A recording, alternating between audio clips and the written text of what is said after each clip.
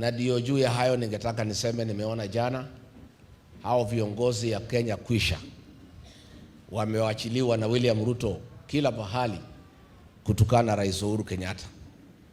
Makosa ya Rais Uhuru Kenyatta, amesema hata yeye ni Mkenya na ako na uhuru ya kutoa maoni yake vile Kenya natakiwa iongozwe. Mimi ningetaka kuambia hao viongozi muachane na Rais Uhuru Kenyatta.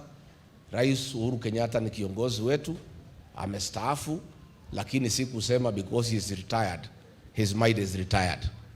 He still has an opinion. He still retain his constitutional right to express his opinion, to have a political choice, to have freedom of expression, to have freedom of assembly. Wawachane na Rais Uhuru Kenyatta. Because Rais Uhuru Kenyatta aliwachia wewe William Ruto nchi ambayo imesimama. Siku Uhuru Kenyatta amekuweko, Linda Mama ilikuwa anafanya kazi, si ndio? Edu Afya ilikuwa anafanya kazi, watoto wa university walikuwa wanasoma, mashule alikuwa anapata pesa, hatukuwa na wahuni wanasumbua wa Kenya. The country was up and running. Within 4 years mumeharibu kila kitu. Sasa nyinyi mnatukana Uhuru Kenyatta kuliko muambie wa Kenya how will you fix what you have messed. SHA is not working. University finance model is not working. Uhuru Kenyatta left the country when all these things were working. So nyinyi mnaenda pale kutukana Uhuru Kenyatta, muache.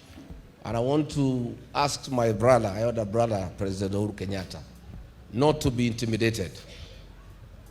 President Uhuru Kenyatta, you are Kenyan, a senior citizen, and you have a constitutional right to express yourself, to associate yourself with whatever political formation that you desire.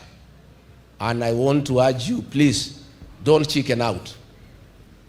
History will judge you very harshly if you get intimidated and shy away from assisting this country to get good governance. Na mimi nataka nimwambie Rais Uhuru Kenyatta, mimi mwenyewe na watu wangu tutamulinda. Hatutakubali Rais Uhuru Kenyatta atukanwe na mtu yeyote, kwa sababu yeye alifanya kazi yake na yeye apumzike akiwa nyumbani. Lakini hiyo si kusema tukimhitaji hatutaita yeye. Tukiona hii jamaa ametuweza, tutaita Uhuru Kenyatta kuja tusaidie, si ndio? Lakini hatujafika hapo. Saa hii mimi namuweza peke yangu, I am okay. Si ndio? I am okay with my colleagues. But if the situation so demands that we recall President Uhuru Kenyatta from retirement to come and help us to fix this country and get good governance, we shall do so. Na mimi nitaenda mpaka kwake nimwambie, kuja rais, saidia sisi. Lakini saa hii hakuna shida. Uhuru Kenyatta apewe nafasi ya pumzike na asipigiwe kelele. Sasa Obama aliretire, alisaidia rais mpya. Marais wengine wameretire, wako na sauti. Si kusema kwa sababu retire wewe si binadamu tena, ama ati akili yako imeretire. Hata ukiona maneno yanaharibika ati unyamaze kwa sababu you are retired. No.